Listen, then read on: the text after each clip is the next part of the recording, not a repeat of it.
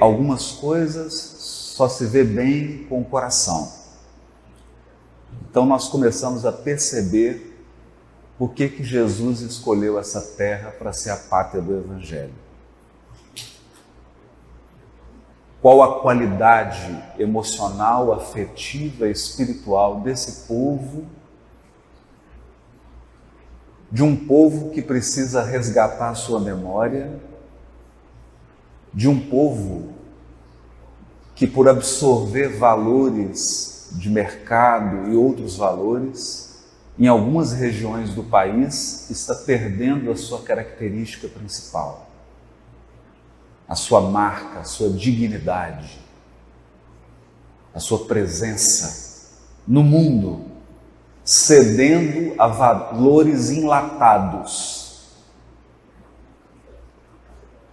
Então, vir ao norte, poder sentir a força desse rio caudaloso, que é o rio Amazonas, é resgatar em nós aquelas qualidades que despertaram em Jesus o desejo de transformar esse país em uma grande escola acolhedora dos espíritos que vêm tropeçado ao longo dos séculos, mas que agora desejam recompor os seus destinos. Então, muito obrigado, Amapá, por acordar em mim a minha brasilidade, os meus valores de brasileiro, que são simplicidade, afetividade, acolhimento, alegria nas coisas simples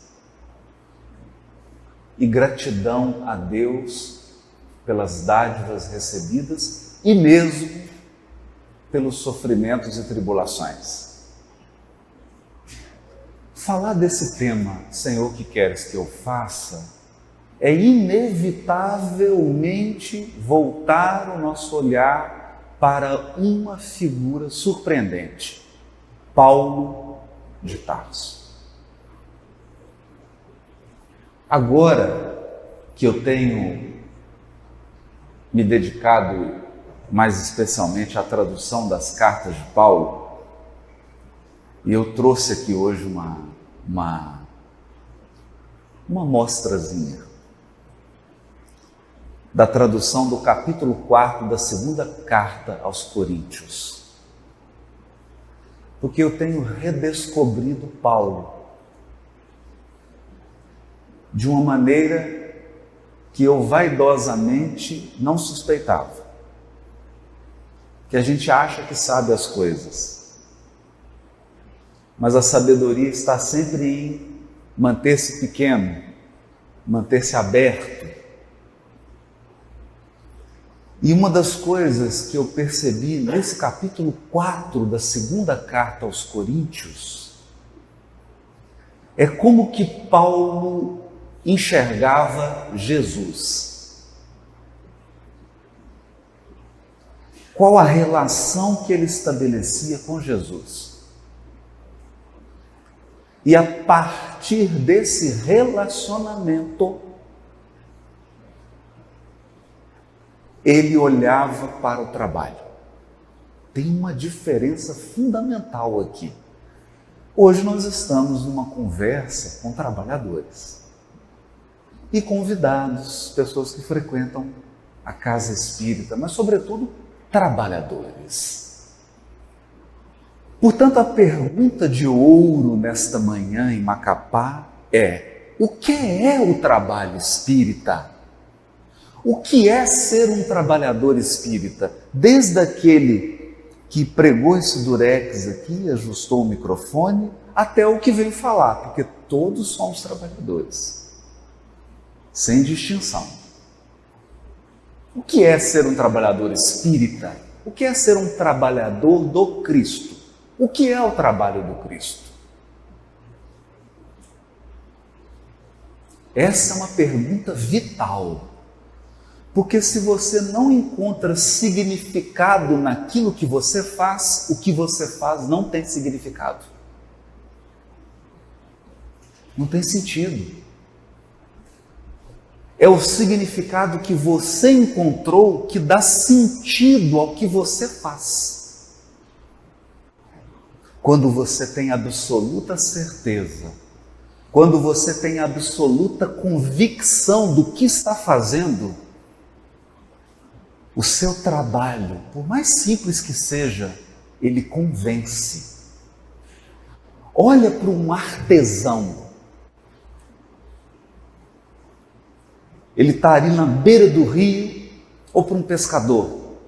Um pescador, melhor. Olha para um pescador. Ele pega seu barquinho cedo, faz as suas manobras, demonstra a sua experiência no trato com o rio. E com o rio ele tem uma intimidade. Com o rio ele tem um relacionamento. Porque o rio simboliza uma mãe, uma fonte que mantém, que nutre, que sustenta, que dá vida. Então, através do rio, ele acessa a providência divina. Então, ao pegar o seu barco e pescar, ele o faz com tanta convicção, com tanto amor, que ele te convence, ele te cativa, a ponto de você levar um quadro de um pescador e pendurar na parede. No entanto, você pode ser o presidente de uma grande multinacional, de uma grande companhia, não ter nenhuma crença naquilo que você faz, não ter nenhuma convicção da importância do que você faz, e embora todo o poder, embora todo o dinheiro que você tenha, você não inspira a ninguém, nem a você mesmo. Pode ser que isso aconteça. E pode ser o contrário. Alguém que dirige uma grande companhia e faz com tanta paixão que o mundo inteiro reverencia essa pessoa. Quem aqui não reverencia Walt Disney? E, no entanto, você pode ser um pescador que recebeu essa herança familiar, que não valoriza o trabalho e não inspira ninguém. Ou seja, é a alma que você põe no que faz. É mais importante do que efetivamente o trabalho que você faz. É a alma que você põe. Se você põe uma grande alma, o trabalho cresce. Se a sua alma é pequena, aí Fernando Pessoa explica. Paulo pôs toda a sua alma, toda, com 100% de convicção. Por quê? Importante pensar nisso. Porque Paulo viveu uma experiência espiritual, como disse meu amigo Felipe. Uma coisa é você tirar um livro de uma prateleira e ler. Outra coisa é você viver uma experiência. São coisas bem distintas. Paulo viveu uma experiência pessoal. Ele encontrou alguém. Aí talvez você esteja pensando aí, puxa vida, mas já vem aquele negócio, aquele papo religioso. Não. Pensa em alguma coisa assim. Quem aqui não tem um avô, uma avó, um tio, uma tia, um irmão, uma irmã, um amor, um amigo, uma amiga, que te inspira?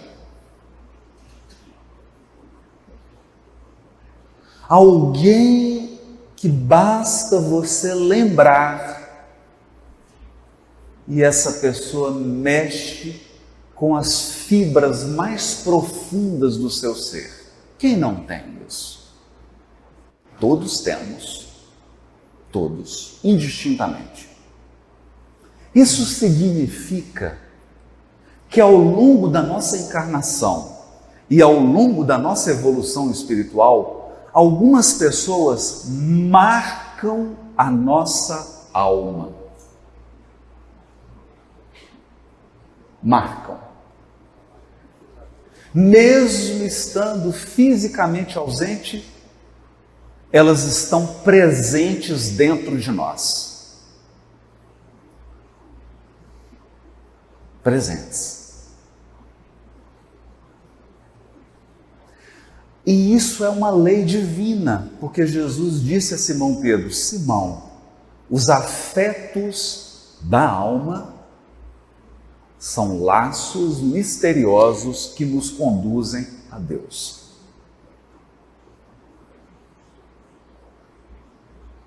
Quando você está perdido, Deus te laça. Laça mesmo. Mas laça como? Com os afetos da alma. Então você vê a mãe de André Luiz chegando, desmonta. A mãe de Gregório, o homem treme. Liderava legiões de trabalhadores nas trevas, chega a mãe, todo mundo lembra? Né? Ele está de espada, escudo para brigar com o orientador. Vem brigar, vem brigar. Aí uma voz surge, Livro Libertação, e diz assim: você quer brigar? Então pega a tua espada, vamos lutar. E materializa a mãe, aí cai a espada, cai escudo, o homem cai de joelho. Porque havia sido um espírito que ao longo de muitas vidas marcou a alma do Gregório. Marcou a alma. Nós sabemos disso. Nós sabemos. Há também uma sabedoria divina em articular as relações. Querem ver? Deus é tão sábio que você não consegue explicar o amor que tem por um neto ou por uma neta. Chega um neto, uma neta, e você é tomado de uma bobice sem tamanho. Você perde a compostura e simplesmente fica bobo. Então eu já presenciei homens gelo, homens pedra, aqueles executivos, todo sério, todo racional, todo... Aí chega o neto, o homem derrete, parece um bobo. Graças a Deus. Então é a maneira como as relações se articulam. Amor de filha, amor de filho, amor de amigo, amor de amiga, amor de neto, amor de neta. Deus articula as coisas e às vezes está vindo ali um espírito que, como diz o Alberto, você tem uma encrenca com ele. Mas como ele vem como neto, você derrete, e ele também derrete, e as coisas se derretem, inclusive as mágoas. Eu estou dizendo isso para dizer que a vida se faz, a vida se entrelaça, a vida se articula através de relações.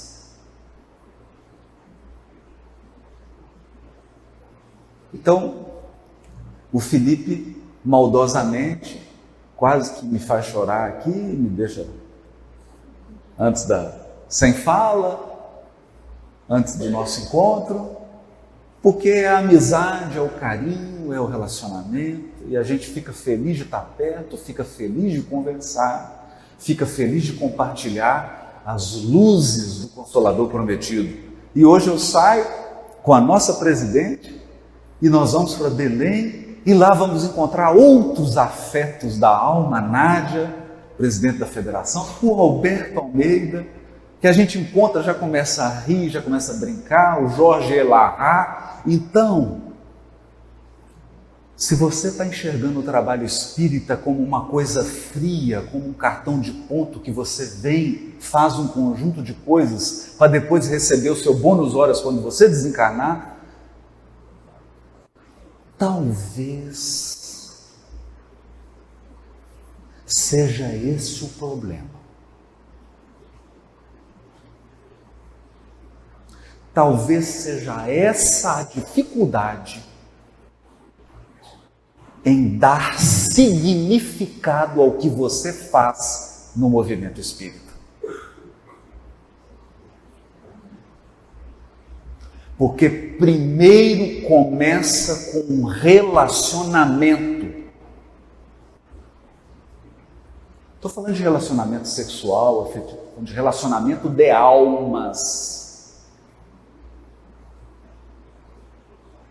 Então, Paulo, quando viu Jesus, ele primeiro tremeu. Por que tremeu?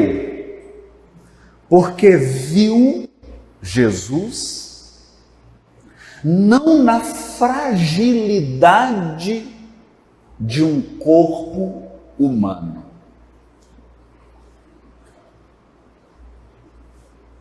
Porque nós aqui encarnados estamos na fragilidade humana. A vida biológica é um sopro.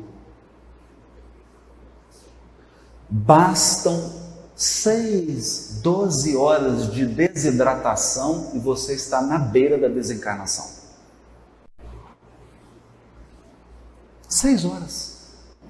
Você começa a desidratar agora, daqui 4 horas, 6 horas de desidratação, você já está começando a ver a desencarnação. Então a vida biológica é um sopro. Para mim, para você e para o Trump. Para qualquer um. É a fragilidade humana. Mas Paulo contemplou o Cristo na glória espiritual do governador do planeta.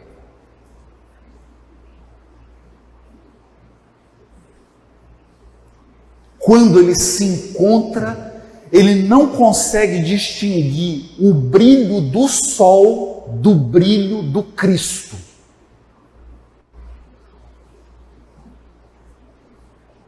Porque há espíritos benfeitores que, se entrarem agora nesse salão, eles iluminam o salão inteiro.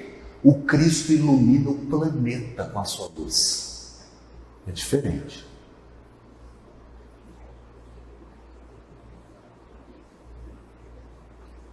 Acontece que eu encontro muitos espíritas que emocionalmente acreditam que o encontro de Paulo com Jesus foi assim.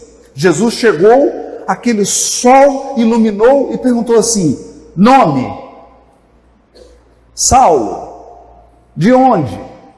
Tarso. Filho de quem? O que você pretende fazer? Senhor, o que queres que eu faça? Então, parecendo uma conversa assim, entrevista para emprego. Né? Qual que é o seu defeito? Aí você fala assim, deixa eu pensar.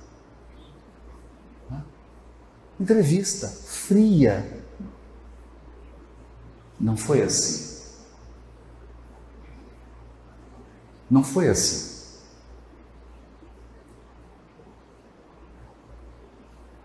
Saulo acreditava que Jesus era um impostor, um enganador, um mistificador, um homem execrável.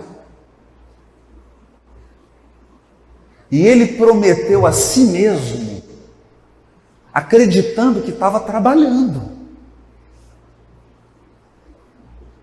Olha isso.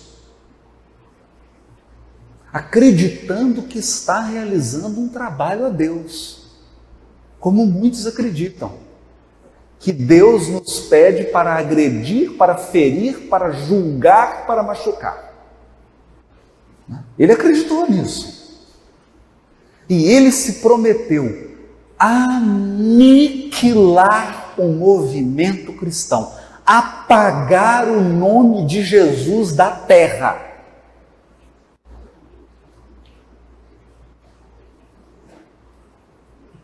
E ele prendeu centenas de pessoas.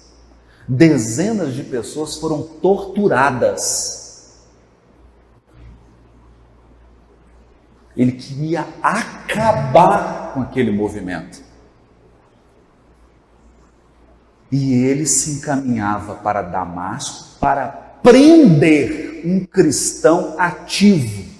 Um cristão que ele odiava, porque esse cristão foi o responsável por transformar a sua noiva em cristã.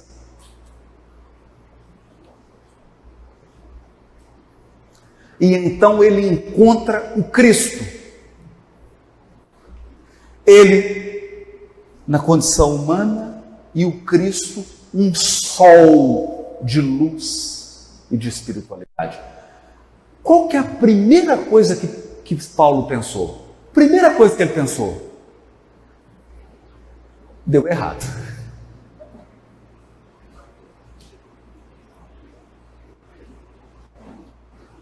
Me equivoquei.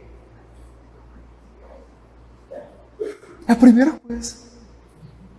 E muitos de nós, quando chegarmos no mundo espiritual, vamos ter surpresa com relação a certas pessoas.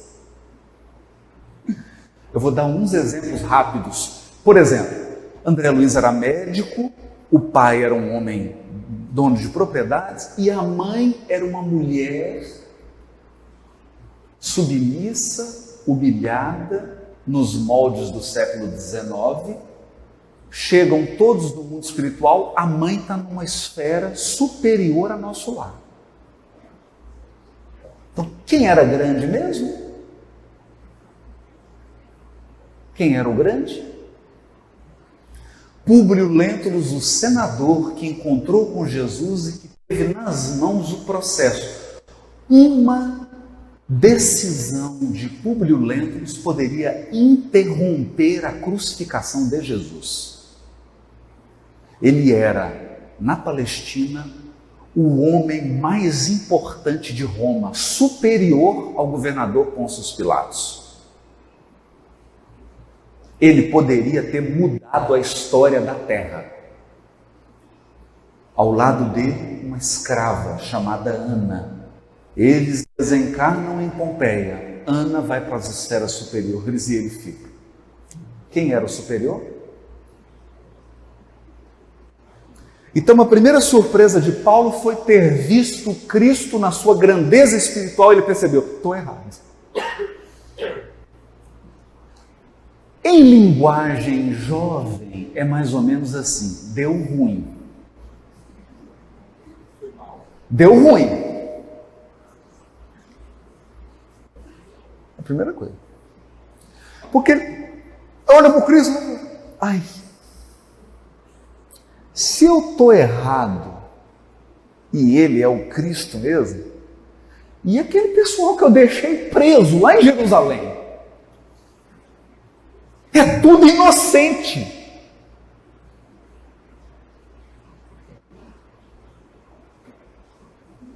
E eu estou vindo prender o Ananias.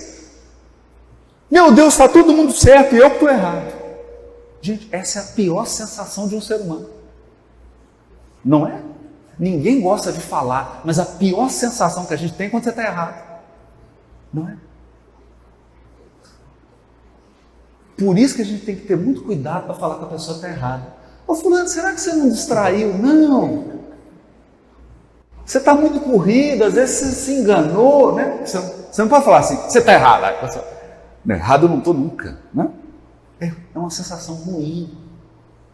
Ali, Saulo teve essa sensação num grau máximo, porque até ele encontrar Jesus, ele se achava um trabalhador do movimento espírita. Não, quer dizer, um trabalhador de Moisés. Depois que ele encontra Jesus, ele é um criminoso que prendeu. Por exemplo, Áquila e Prisca, o pai deles foi assassinado. Perdeu todos os bens por causa de Saulo. Então, quando ele vê aquele sol, ele fala, deu ruim, ele vai acabar comigo. Se o negócio aqui for olho por olho, dente por dente, eu estou banguelo. Mas aí, Jesus se aproxima dele. E aí Emmanuel faz questão de frisar com os substantivos, com os adjetivos e com os verbos utilizados no livro Paulo Estevam. Ele nunca se sentiu tão amado na vida como naquele momento.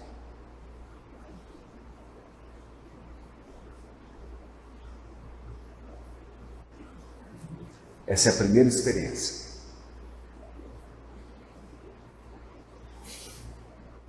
Então,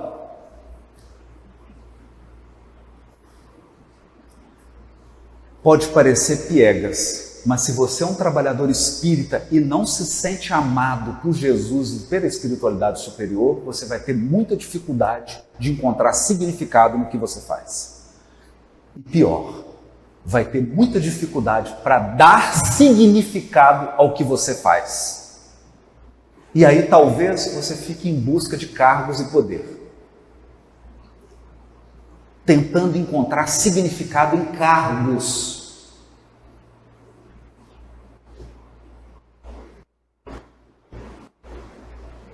E o significado não está aí. Não é onde você serve, é como você serve.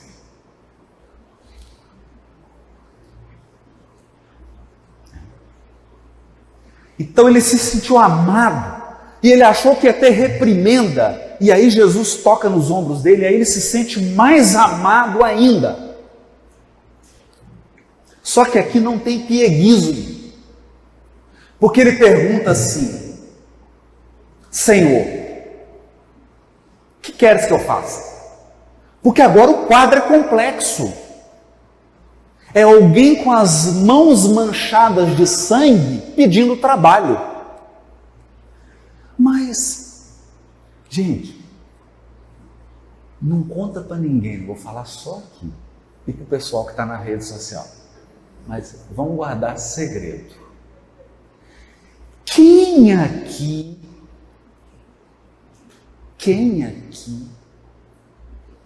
antes de encarnar, pediu para trabalhar no movimento espírita e tinha as mãos limpas?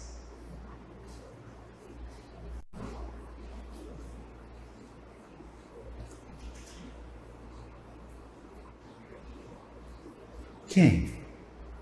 Então, espiritualmente falando, e aí eu não posso falar de você, só posso falar de mim.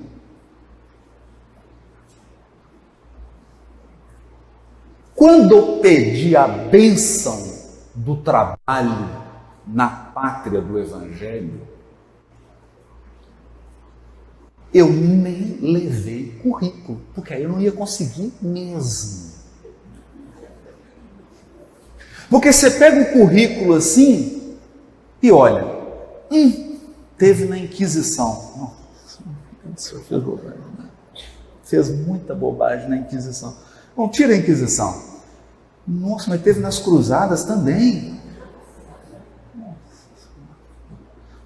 Vamos um pouquinho mais para frente. Noite de São Bartolomeu? Meu Deus, mas esse rapaz em tudo quanto é confusão ele estava.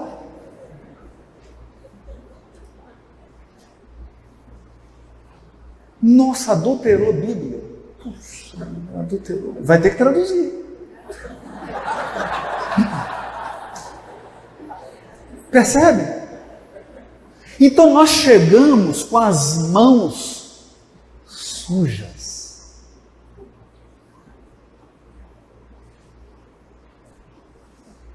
E aí perguntamos, Jesus, você que é um espírito puro, Deus, que mora em nossos corações e mora no seu, mas você já consegue ouvi-lo.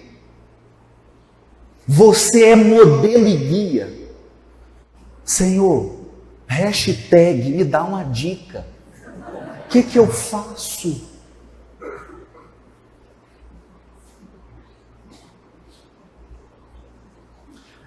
A resposta é, filho, só tem um jeito de limpar, no trabalho. Então entenda, o trabalho é para você primeiro, depois para os outros.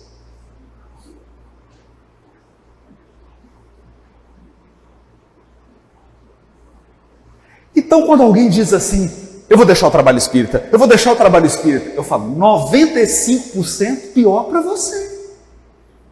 5% pior para as pessoas que precisam da sua colaboração, mas 95% pior para você. Por quê? Porque você está alijando a ferramenta que vai purificar a tua alma combalida, a tua alma trôpega.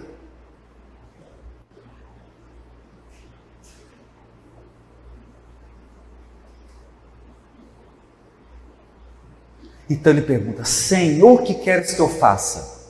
E aí, qual que é a resposta? Jesus balança um pergaminho assim e diz, número 1, eu vou te passar aqui o roteiro do trabalhador cristão. Não. Por quê? Porque não tem. Jesus diz para ele assim, entra na cidade. Eu vou entrar, eu estou cego, você está sabendo, né? Eu estou cego, não estou sabendo, pessoal. Estou sabendo que você está cego. Mas, e o que eu vou fazer? Entra na cidade. Porque a primeira característica de um trabalhador espírita é confiar. Confia. Confia. Você pode até pensar que, mas não é você que está no volante. Você não está no volante. Eu estou falando aqui agora, mas não sou eu que está na direção. É bom que seja assim. Ele confiou. E aí Jesus foi até Ananias. Porque toda decisão de Jesus é de máxima inteligência e máximo aproveitamento. Saulo veio perseguir Ananias. Jesus chama Ananias para mostrar o seguinte: não é com ódio, não é com agressão, não é com ressentimento, não é com mágoa que você vai servir a Jesus. Está ficando difícil, né?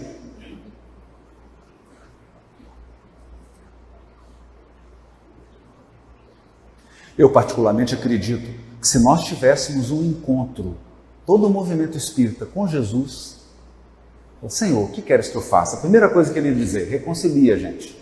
Depois eu converso com vocês. Eu não coloquei vocês aí para brigarem. Eu coloquei vocês para se amarem. E disse que os meus discípulos seriam conhecidos por muito se amarem. Não pela divulgação maravilhosa, não por meta atingida, por muitos se amarem. Então chama Ananias, aí com Ananias, Jesus diz: Ananias, vá até Saulo, ele está na cidade, e ele indicou. E aí você pensa assim, Ananias olhou para Jesus, é o Saulo de Tarso, Senhor, ou de Macapá? Não é o de Macapá, não, é o de Tarso. Senhor, porventura seria aquele que está vindo para me prender e me matar? É. Mestre, sem querer questionar, a tua assessoria te informou os propósitos da vinda dele a Damasco? Informou, Ananias. Mas ali, estou brincando, já havia uma relação de confiança pessoal.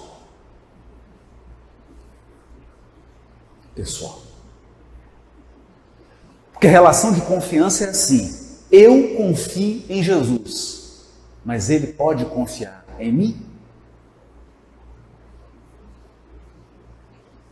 Eu sou confiável?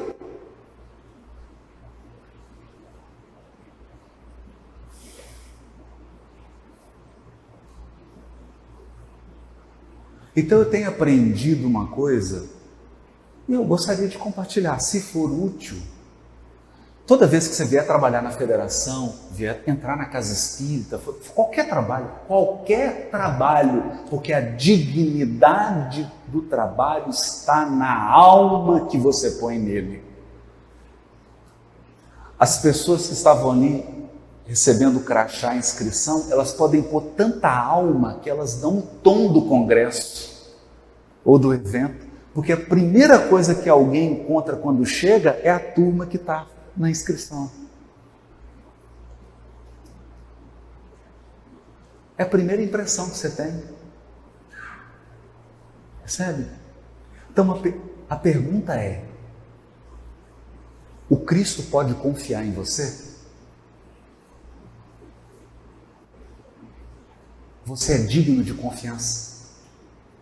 Porque ele já está acima de qualquer suspeita. Ele já provou que é confiável. Quer ver como ele provou que é confiável? Judas o traiu. Ele na cruz está pensando em Judas. Judas suicida, Jesus desencarna. A primeira coisa que Jesus faz é ir atrás de Judas para ajudá-lo. Ele é confiável. Judas traiu a amizade, mas Jesus não traiu a amizade com Judas. É diferente. Quem quebrou a relação foi Judas, não foi Jesus. Pelo contrário, Jesus restaurou a relação. Então ele é confiável. A pergunta é: você é? Ananias era. Ananias era e disse: Senhor, o senhor quer que vá lá? Quero. Ele está cego, Ananias. Abre os olhos dele, porque eu quero mostrar a Saulo o quanto que ele tem que sofrer pelo meu nome. Isso é amigo ou inimigo?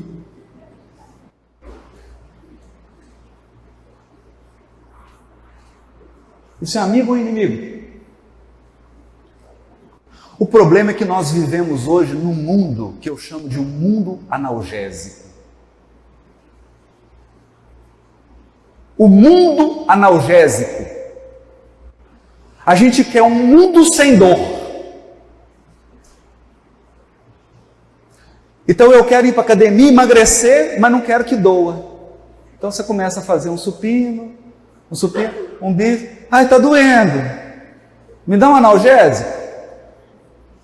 Aí você quer aprender a desenhar. Aí começa lá, meia hora de exercício. Aí o dedo começa a doer. Mãe, o dedo está doendo. Ah, filhinho, então para. Porque não pode doer o dedinho.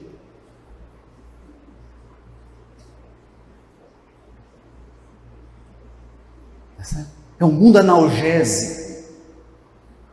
Não pode sentir dor.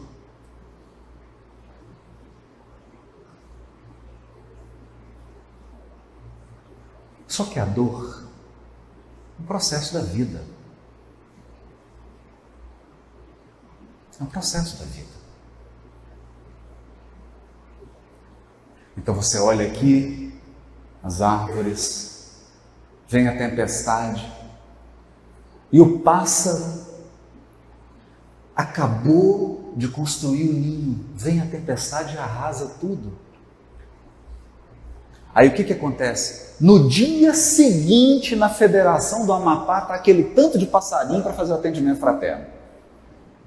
Aí o Felipe começa a atender, o primeiro passarinho fala assim, não vou construir mais ninho. Por quê?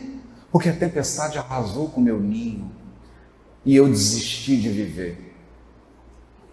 Não. No dia seguinte o passarinho está reconstruindo o ninho. Sabe por quê? Porque a força não está no ninho, a força está em quem o constrói. A força não está no trabalho que você fez, a força está em você que fez o trabalho. O poder co-criador está em você, não na tua obra. A tua obra vai morrer.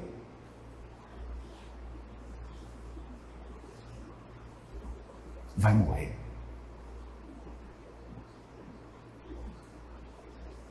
Mas o poder criador que você adquiriu ao fazer a obra vai viver em você para sempre.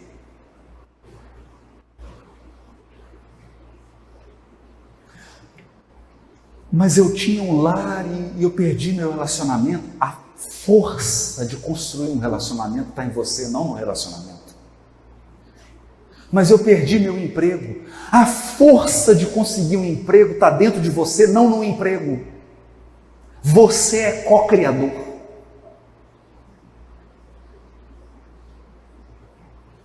Mas nós aprendemos a valorizar as coisas que a gente faz e não a força que nos faz fazer as coisas. O passarinho não está dando muita importância para o ninho, derrubou, ele faz outro. E eu nunca vi um bicho tão teimoso. Eu não sei se aqui tem, mas lá em Minas tem o sabiá, o João de Barro. O João de Barro. Ele constrói, engraçado, constrói a casinha, que é mais frio, né? Então ele já constrói assim para fazer o quarto conjugal, não entra vento, não esfria, tão inteligente. Né? E a esposa fica lá dentro, põe defeito e põe aqui, vira lá, essa janela não está boa. Não. E ele vai fazendo, vem a tempestade, derruba tudo. No dia seguinte ele está com um biquinho, construindo tudo de novo. Você derruba, ele constrói de novo. Quantas vezes você derrubar, ele vai construir, porque ele é o João de Barro. Ele não é a casinha.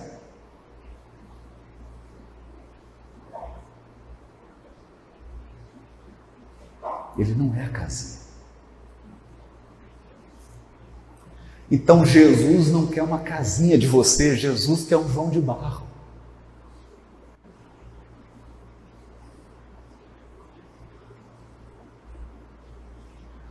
É diferente.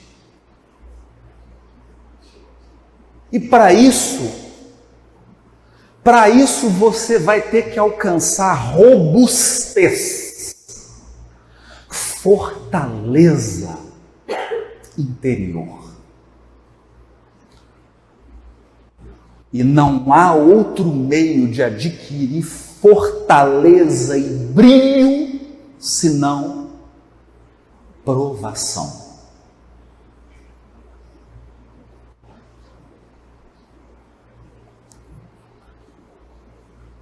Esforço, suor, luta, dor. Você se engrandece. E lembre-se, quando você chegar no mundo espiritual, não vão te perguntar o que você fez. Vão te perguntar o que você se tornou enquanto fazia. Haroldo, enquanto você fazia palestra, filho, o que você se tornou? E eu espero responder: mestre, obrigado. Eu me tornei uma pessoa muito melhor do que quando eu comecei a fazer.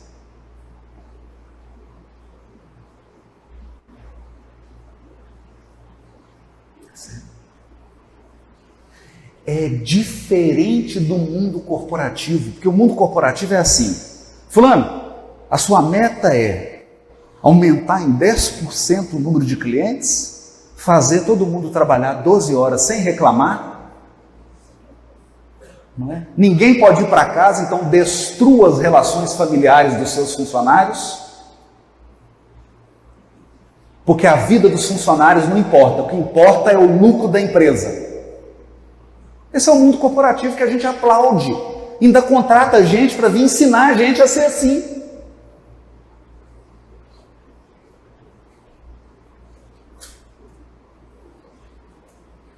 Com Cristo é diferente. Porque a conversa é: meu filho, não me venha falar do que você fez. Me fala o que você se tornou fazendo.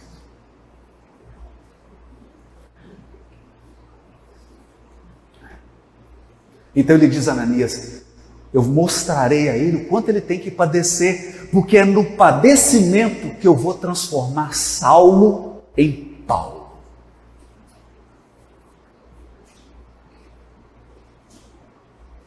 E você olha assim: mas meu Deus, Haroldo, que coisa impressionante. Querem ver? Cadê a igreja de Corinto?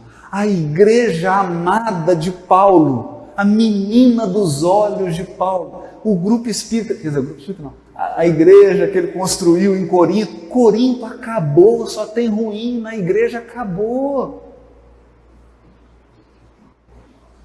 Todas as igrejas que Paulo fundou, acabou.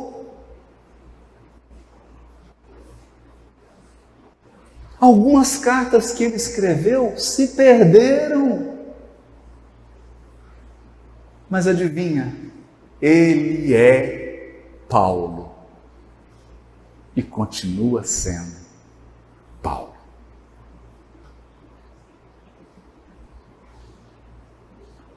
O poder co-criador se construiu nele e hoje ele é um grande servidor do Cristo no planeta Terra.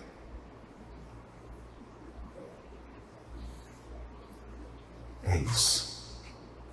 Então, para falar disso, olha o que ele escreveu. Vou pegar aqui. Olha o que ele escreveu.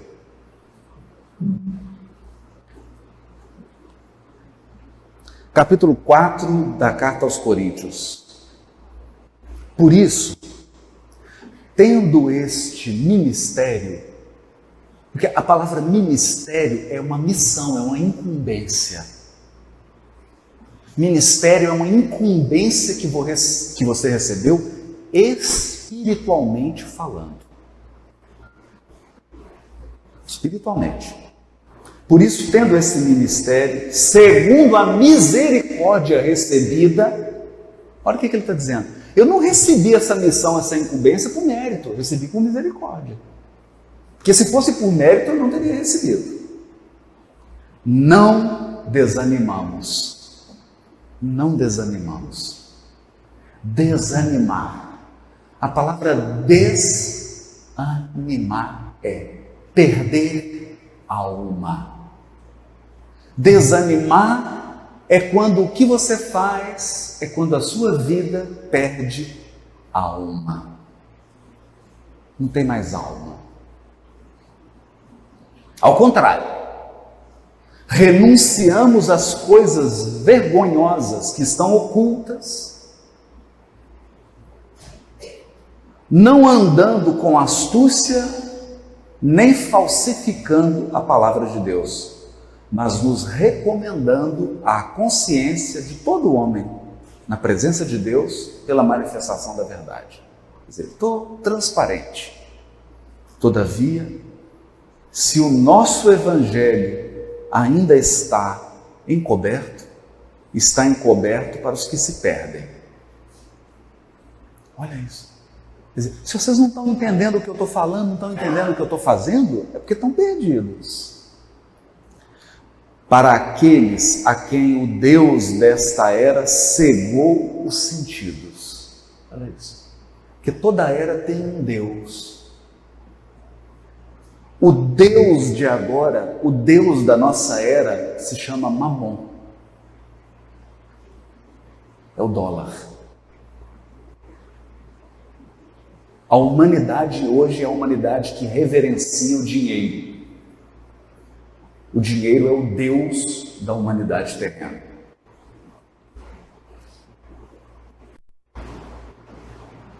E esse Deus, ele cega os nossos sentidos espirituais.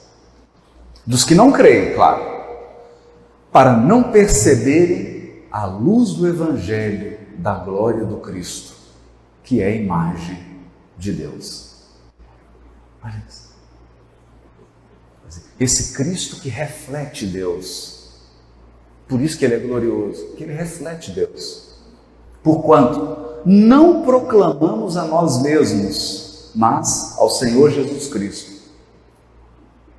A nós mesmos nos proclamamos vossos servos por causa de Jesus.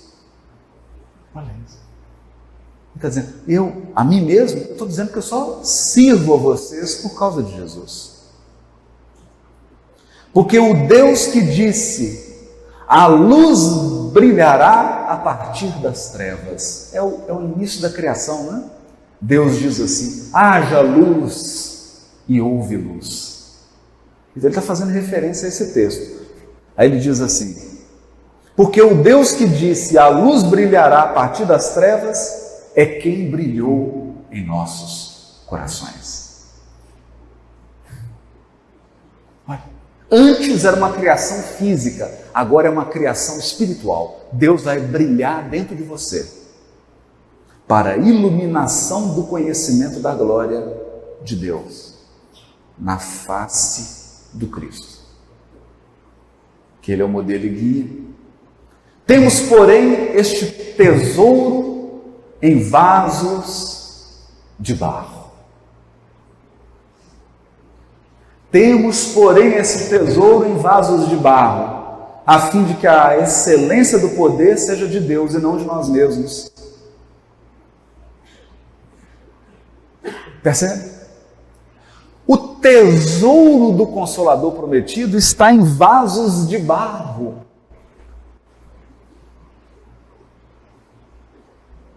Vasos de barro. Bastam 6 horas de desidratação e o vaso se quebra. O tesouro não. Ou seja, nós somos vasos,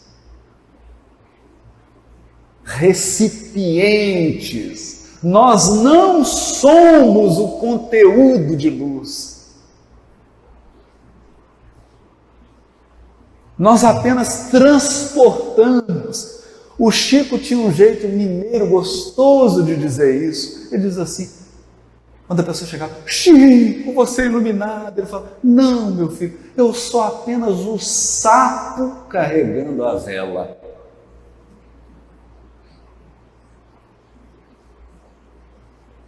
Ai, né? Bonito isso, né?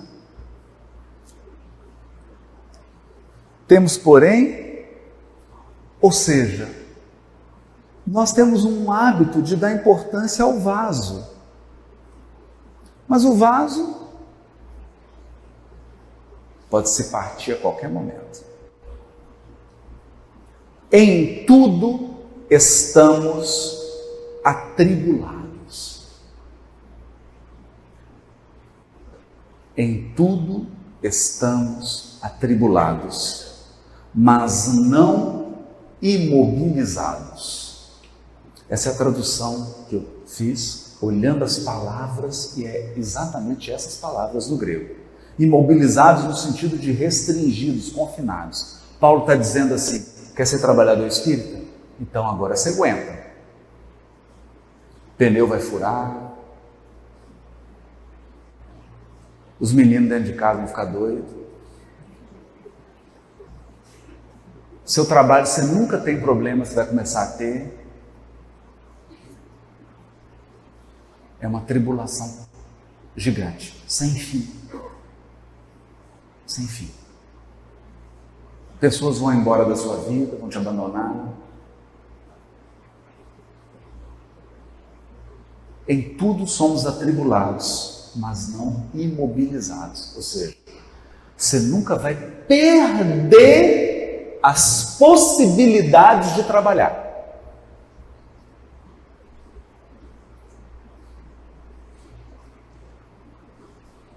Não vai perder. A espiritualidade superior vai permitir que você seja atazanado pelas forças espirituais que não querem o progresso do Consolador, mas não imobilizado.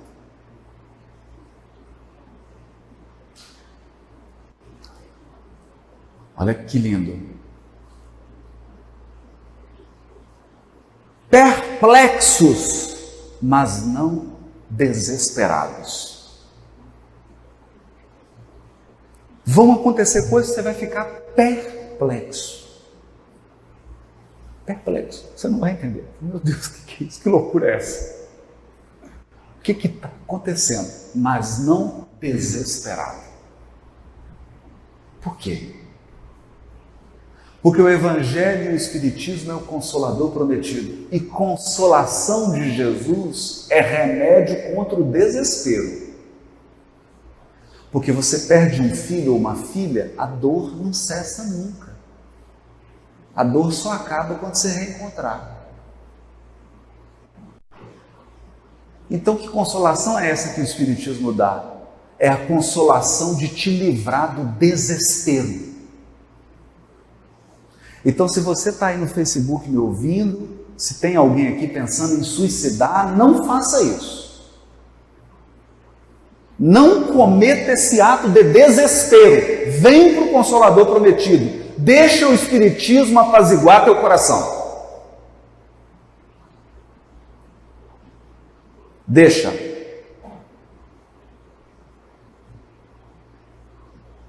A dor vai continuar a mesma. Todos nós aqui estamos cada um carregando a sua dor. Mas o desespero vai embora, eu te prometo. O desespero vai embora. Porque Deus não nos colocou aqui para ficar desesperado, nos colocou para ficar perplexo. Por que perplexo? Porque senão você fica vaidoso achando que você é a inteligência suprema do universo.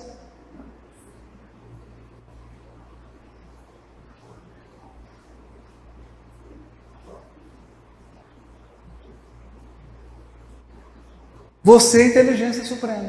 Deus é que é a inteligência suprema. Então, meu amigo, deixa Deus te surpreender. Porque se Deus não tivesse te surpreendendo, você virou Deus.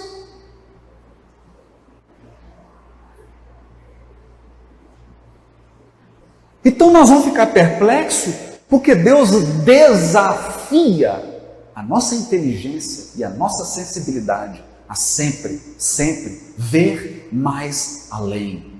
Ver mais além.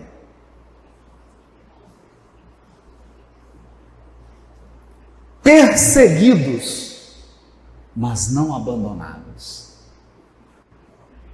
Perseguição, sim. De outras pessoas encarnadas, de espíritos desencarnados, mas nunca abandonados. Abandonados não. Ele está sempre sob a proteção. Derrubados, mas não destruídos. Derrubados, mas não destruídos. Tem hora que você vai cair.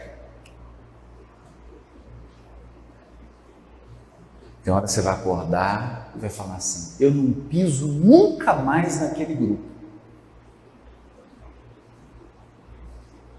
Aí meio-dia você vai falar assim: que hora que é a reunião mesmo? Derrubados, mas não destruídos. Cair não é o problema, porque senão você vai alimentar uma falsa expectativa de que você é invicto, de que você é um super-herói. Até super-herói cai.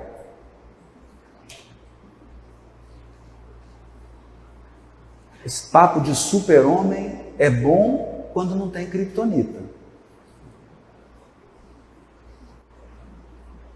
Caídos, derrubados, mas não destruídos. Você vai ficar perplexo? Você vai cair? Você vai ser perseguido? Você vai sofrer um tanto de tribulação, mas você está sob o amparo daquele que é confiável e que confia em você.